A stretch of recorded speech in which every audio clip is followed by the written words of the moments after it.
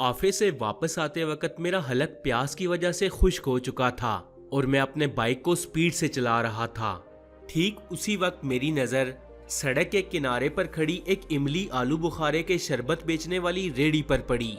मैंने फौरन से अपना बाइक रोका और रेहड़ी के पास आकर खड़ा हो गया।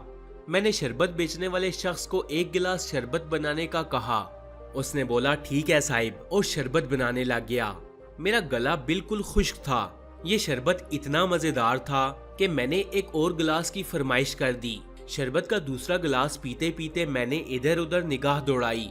ये एक वीरान सड़क थी और इस रेहड़ी के बिल्कुल सामने सड़क के दूसरी तरफ एक 2 मंजिला इमारत थी और इस इमारत के साथ कुछ ज़ेरे तामीर मकानात भी मौजूद थे। शरबत बेचने वाला शख्स एक उधेड़ उम्र लेकिन मजबूत जिसामत का मालिक था। वो हर आने जाने वाले शख्स को नोट कर रहा था। इसने पुराने लेकिन साफ सुथरे और इस्त्री हुए कपड़े पहन रखे थे। इसके चेहरे पर एक अजीब सी चमक थी। मैंने शरबत पिया, मोटर बाइक को किक मारी और फिर घर चला गया। इसके बाद 2 महीने तक तकरीबन मैं रोजाना इस शख्स से एक गिलास शरबत पीता था। इस शख्स में एक अजीब सी कशिश थी। मैं अक्सर इससे कोई सवाल करता तो ये शख्स कोई खातिर ख्वाह जवाब ना देता, बस जी साहिब, हाँ साहिब कहकर बात खत्म कर देता। ये एक मामूल का दिन था जब मैं इसकी रेहड़ी के पास रुका और शरबत का एक गिलास बनाने को कहा। आज इसके हाथ काफी तेजी से चल रहे थे और वो इधर उधर भी नहीं देख रहा था। उसके सामने कई गिलास मौजूद थे और वो इन्हें भरने में मसरूफ था। मैंने हंसते हुए कहा कि उस्ताद, आज तो काम जोरों पर है।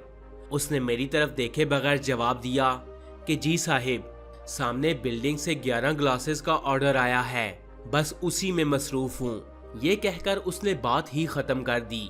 इसके बाद उसने 12 गिलास शरबत से भरे एक मेरी तरफ बढ़ाया और 11 गिलासों को एक ट्रे में रखकर तेजी से इस बिल्डिंग की तरफ बढ़ा। आज इस शख्स की हरकत थोड़ी अजीब सी लग रही थी। इसकी चाल डाल भी बदली हुई थी और इसकी आंखों में एक जुनून सा नजर आ रहा था। मैंने अपने शरबत का गिलास जल्दी से खत्म किया। ये शख्स अभी तक वापस नहीं लौटा था। मैंने बटुआ निकाला और 30 रुपए निकाल कर इसकी रेहड़ी पर रखे और यहाँ से चल निकला।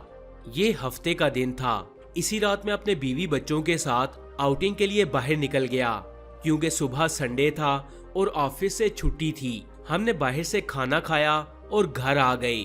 ठीक 10 बजे मैंने अपने टीवी को ऑन किया और न्यूज चैनल लगा लिया। ये मेरा रोजाना का मामूल था कि मैं 10 बजे खबरनामा जरूर सुनता था।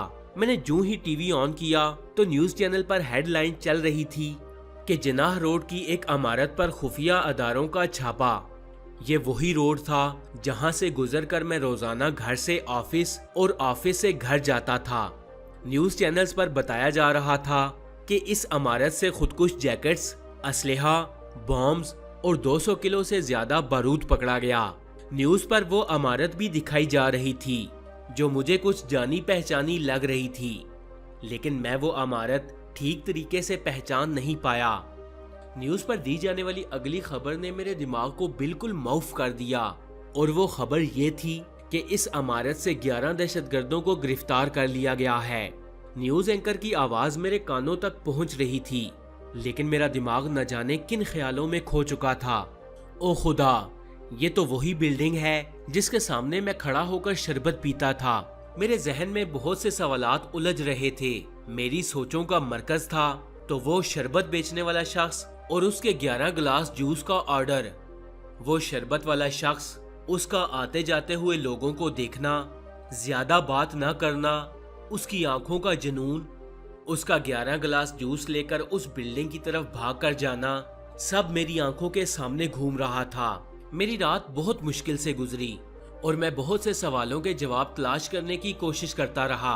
अगले रोज ठीक सुबह 7 बजे मैंने अपना बाइक निकाला और जिनाह रोड की तरफ तेजी से बढ़ा। जब मैं उस बिल्डिंग के सामने पहुंचा तो हर तरफ पुलिस खड़ी थी। इस बिल्डिंग को सील कर दिया गया था। मेरी नजरें उस शरबत वाली रेहड़ी और उस शख्स को तलाश कर रही थीं, लेकिन ना तो मुझे वो रेहड़ी मिली और ना ही वो शख्स।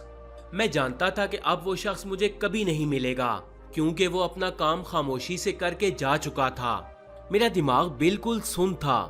बेख्तियार मेरे बच्चों का ख्याल मेरे जहन में गूंजने लगा। کہ ان بامز اور بارود کی زد میں میرے اور اس شہر کے بچے بھی آ سکتے تھے اور نہ جانے کتنے معصوم لوگ اس بارود سے مارے جاتے، لیکن وہ شربت بیچنے والا شخص کس قدر خاموشی سے اپنا کام کر کے چلا گیا۔ نہ جانے اب وہ کہاں کسی گلی کے کونے میں لوگوں کے جوتے سی رہا ہوگا، نہ جانے کس گلی میں سویپر کی نوکری کر رہا ہوگا، نہ جانے کس ہوٹل پر برتن دھو رہا ہوگا یا ٹیبل پر کپڑا مار رہا ہوگا، نہ جانے کس سڑک پر سخت گرمی میں ننگے پاؤں چل رہا ہوگا، صرف اپنے ملک کی حفاظت کے لیے اور ان معصوم لوگوں کی زندگیوں کی حفاظت کے لیے۔ نہ جانے کتنے ایسے شربت بیچنے والے فرشتے ہماری گلیوں اور محلوں کے کونے میں موجود ہیں جو اپنے بیوی بچوں، اپنے ماں باپ اور اپنے بہن بھائیوں کو چھوڑ کر اپنی زندگیاں داؤ پر لگا کر اس ملک خدا داد اور اس میں رہنے والے لوگوں کی حفاظت کرنے میں مصروف ہے۔